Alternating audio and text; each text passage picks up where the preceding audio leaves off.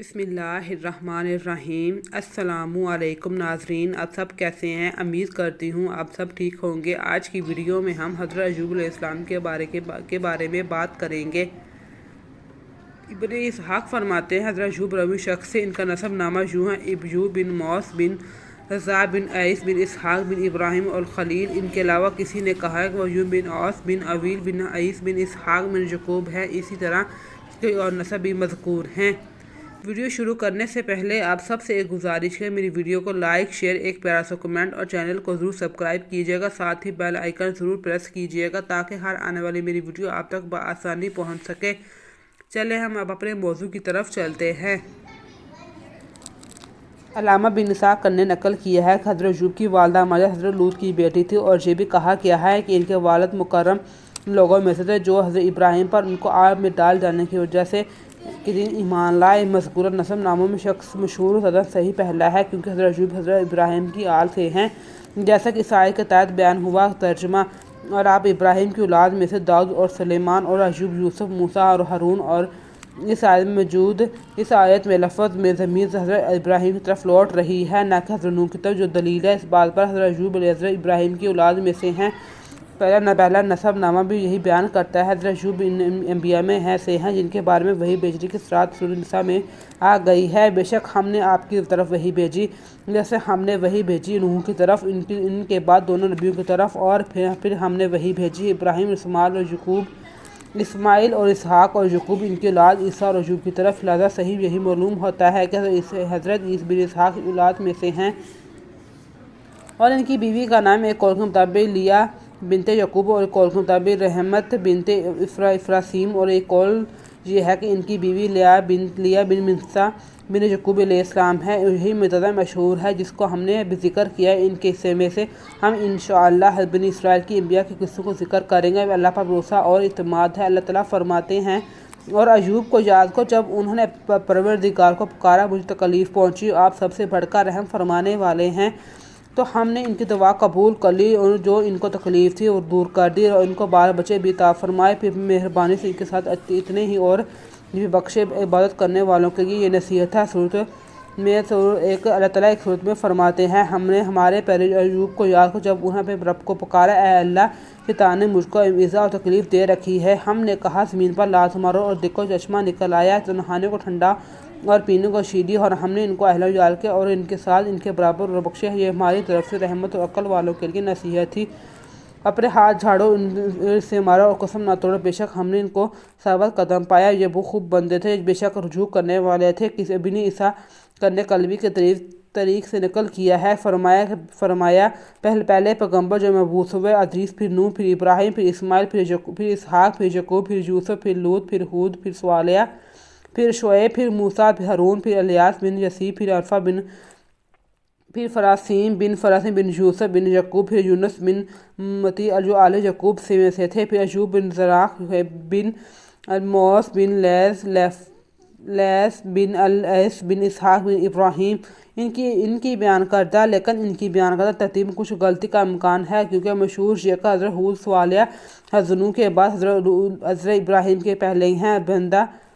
اس طرح میرے خیال میں حضرت لوط علیہ السلام حضرت یوسف، یعقوب، اسحاق سے پہلے کے ہیں، کیونکہ حضرت ابراہیم کے پاس فرشتے حضرت اسحاق کی پیدائش کی خوشخبری لے کر آئے، ساتھ ہی قوم لوط پر عذاب کی خبر بھی دی۔ اس طرح معلوم ہوا حضرت لوط حضرت اسحاق کی پیدائش سے قبل پیغمبر تھے، بلکہ غالباً یہ حضرت اسماعیل سے پہلے پیغمبر ہیں۔ علامہ تفسیر تاریخ میں بیان کیا حضرت ایوب بہت مالدار تھے، ان تمام اقسام کے مواشی، غلام، زمینیں، تو آپ کی زمینیں سرزمین حوران میں سریا مقام پر تھی۔ اور ابن اسحاق نے نقل فرمایا ہے کہ بلکہ یہ تمام علاقہ انہیں کا تھا، ان کے اہل و عیال بہت زیادہ تھے، پھر سب کچھ ان سے چھین لیا گیا، حتیٰ کہ جسم میں بھی طرح طرح کی بیماریاں لاحق ہوگی، کوئی صحیح سالم باقی نہ رہا سوائے دل و زبان کی، جن دونوں کے اللہ تعالیٰ کا ذکر کرتے ہیں۔ تمام مصیبتوں، مشکلات، بیماریوں کے باوجود آپ نہایت صابر اور اللہ عز و جل سے ثواب کی آس لگائے بیٹھے رہے، دن رات صبح و شام اللہ کا ذکر کرتے رہے۔ ان کا مرض اتنا طویل ہوگا کہ کوئی ہم نشین ساتھ نہ بیٹھتا، اور دوست احباب بھی بخشش کرتے تھے، حتیٰ کہ ان کو شہر سے نکال کر باہر کوڑے کرکٹ کی جگہ پر ڈال دیا گیا۔ لوگوں کا ان سے ملنا جلنا بالکل بند ہو گیا، کوئی بھی ان کا غم خوار نہ رہا سوائے ان کی بیوی کو، جو ان کی خدمت کا خیال حق کا خیال رکھتی، ان کے پرانے احسان اور شفقت کو بھولنے بجائے اپنے کٹھن وقت میں خوب خدمت کرتی رہی، پس وہ بار بار آپ کے پاس آتی، آپ کی خبر گیری کرتی، خدا حاجت میں مدد کرتی اور مسرت و صحت کا خیال رکھتی۔ پھر اس کی بیوی کی کثرت عمر کی وجہ سے ان کی حالت کمزور ہوگی، ان کا مال بھی کم ہوتا چلا گیا۔ پھر سوالیہ بیوی لوگوں کے اجرت پر کام کر کے حضرت ایوب کی خدمت کرتی رہی، ان کی پوری نگہبانی کرتی رہی۔ الغرض حضرت ایوب کو جو کچھ بھی مصائب نازل ہوئے، ماں اولاد کا ختم ہونا وغیرہ وغیرہ، تمام مصیبتیں مسائب میں بیوی برابر کے شریک رہیں، دکھ سکھ میں غمخوار کرتی رہیں، بلکہ یہ مزید شوہر کی مصیبت و بیماری کو اپنے سر پر اٹھاتی رہی، تنگی کے باوجود اپنے مال ان پر خرچ کرتی رہی، لوگوں سے بھی اجرت لے کر حضرت ایوب کی خدمت کی، جبکہ پہلے خوب سعادت نعمت خدمت اور حرمت عزت اٹھا چکی تھی۔ صحیح بخاری میں حضور اکرم صلی اللہ علیہ وسلم سے مروی ہے، آپ نے فرمایا لوگوں میں مصیبت کے اعتبار سے سب سے زیادہ عزت انبیاء علیہ السلام، پھر صالحین، پھر جو ان کے مشابہ ہوں، اور فرمایا آدمی آزمائش میں اپنے دین کے مقدم مبتلا ہوتا ہے، لہذا اگر وہ اپنے دین پہ مضبوط ہوگا تو اس کی آزمائش میں زیادتی ہوگی۔ تو جیسا کہ مذکورہ پہلی حدیث میں فرمایا سب سے سخت مصائب کے اعتبار سے انبیاء ہوتے ہیں، تو ان میں حضرت ایوب کو خصوصی مقام حاصل ہوا، ان کو اتنی بیماری تنگیوں کا سامنا کرنا پڑا، ان کے ساتھ مصائب میں مثال دی جاتی ہے، بیماریاں مصیبتوں کے ساتھ ساتھ مثال دی جاتی ہے۔ پھر وہاں جن نبا نے علماء بنی اسرائیل حضرت ایوب کی مال اور اولاد کو وغیرہ ختم ہونے کی کیفیت کو بیان فرمایا ہے، ان کی صحت کا اللہ کو علم ہے، جنہیں حضرت مجاہد سے مروی ہے کہ حضرت ایوب پہلے انسان جس کو چیچے کو دیگر جلدی بیماریاں نکلی، اپنی مدت مصائب میں مختلف اقوال ہے۔ وہاب کا خیال ہے کہ آپ کو 3 سال کا کامل نہ کم از کم ان مصائب میں مبتلا رہے، حضرت انس کا فرمان کا 60 سال اور کئی مہینے تک مصیبتوں سے دو چار رہے، پھر بنی اسرائیل کے ایک کوڑے کی ڈھیر پر ان کو ڈال دیا گیا، تو کیڑے وغیرہ آپ کی اسم میں چلتے رہے، حتیٰ کہ اللہ نے آپ کو ان بیماریوں سے کلی شفا نصیب فرمائی، خوب اجر عظیم سے نوازا، اور پھر ان کی تعریف مدعا فرمائی۔ امید فرماتے کہ 8 سال تک آزمائش کا زمانہ تھا، صدی فرماتے ہیں کہ گوشت تک گر کا ختم ہو گیا تھا، حتیٰ کہ صرف ہڈیاں پٹھے باقی رہ گئے تھے۔ ان کی بیوی ریت لے کر آتی کہ ان کے نیچے بچھاتی تاکہ نرم ہوں، پھر جب بیوی خدمت کرتے کرتے طویل زمانہ گزر گیا، تو ایک مرتبہ حضرت ایوب نے کو کہا اگر آپ اپنے پروردگار سے دعا کریں تو آپ کو ان مصائب سے رہائی عطا فرمائے گا۔ اللہ تو آپ نے حیرت انگیز جواب مرحمت فرمایا کہ 70 سال تک صحیح سالم رہا تو کچھ نہیں، کم از کم اللہ کے لیے 70 سال تک تو صبر کر لوں۔ تو بیوی آئندہ کے لیے ایسی بات سے خاموش ہو کے خدمت جاری رہی۔ حضرت ایوب کی اہلیہ گزر بسر کے لیے لوگوں کے ہاتھ کام کرتی، جو پیسے وغیرہ ملتے ان سے حضرت ایوب کو کھلاتی۔ پھر ایک وقت آیا لوگوں نے حضرت ایوب کو عظیم صابر اہلیہ کو کام پر رکھنا چھوڑ دیا، ان سے کوئی کام نہیں لیتا تھا جو ان کی زندگی کا ذریعہ تھا۔ شاید انہوں نے خیال تھا کہ اگر آخر یہ بھی ہے تو ایوب کی بیوی کہیں ایوب کو بیماریاں ہمارے اندر بھی نہ آ جائیں۔ حضرت ایوب کی بیوی کو کسی نے اپنے کام کاج پر نہ رکھا، انہوں نے قربانی کی عظیم مثال پیش کرتے ہوئے اپنے سر کے بالوں کو 2 میڈوں میں سے ایک کاٹ کسی بڑے آدمی کی بیٹی کو فروخت کر دی، اس کے بدلے کافی عمدہ کھانا ملا۔ پھر وہ کھانا لے کر حضرت ایوب کی خدمت میں حاضر ہوئیں، ان کو کھلایا۔ ایوب نے پوچھا کہاں سے ہے، کیونکہ ان کو عجیب محسوس ہو رہا تھا کہ لوگوں کا کام کیا۔